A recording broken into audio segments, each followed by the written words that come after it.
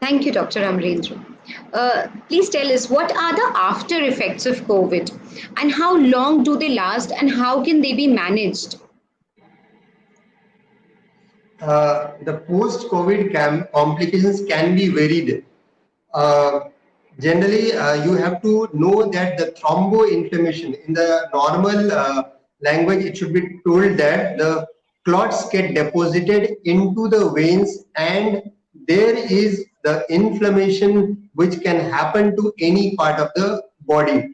If this blood clot gets deposited into your lungs and the inflammation can happen into your lung, you can have symptoms of lower respiratory tract infection and the upper respiratory tract infection. You can have mild symptoms, or some of the patients who are already who have coexisting lung disease can have a severe symptoms also.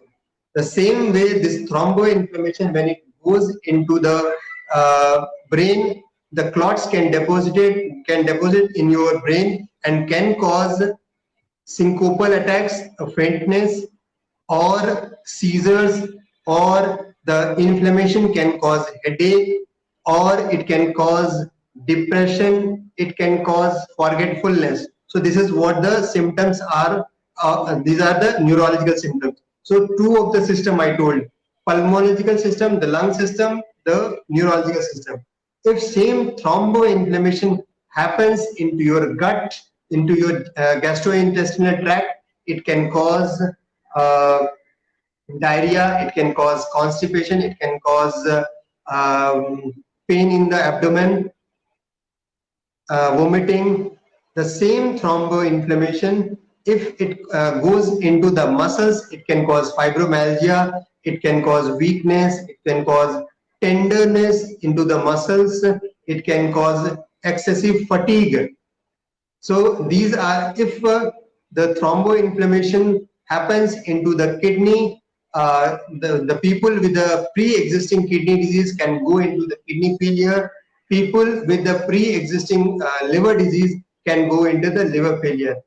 If the thromboinflammation happens into the heart, it can cause heart failure, angina, chest pain, disproportionate dyspnea, breathlessness. So it can cause immediate death. So the post-COVID complications can be varied, but the good thing is mostly the people with no coexisting disease does not go into the severe form. Most of the people with no coexisting disease are free from these complications, just the mild complications, and these mild complications can be managed by just the symptomatic treatment. If you have headache, take the painkiller. If you have a body ache, take the painkiller. If you have diarrhea, take the oral rehydration solution. If you have just the mild fever, take the treatment for the fever. Now, if the symptoms are severe, the lung disease can be severe. In that case, you will have to refer to the pulmonologist. You should get the treatment for the chronic lung disease. If you have the heart problem before, you can have the severe symptoms. In that case, people can have to get the angioplasty done also. And if you have pre-existing neurological disease before, you can have seizures problem, then in that case anti-seizure medication you need to take.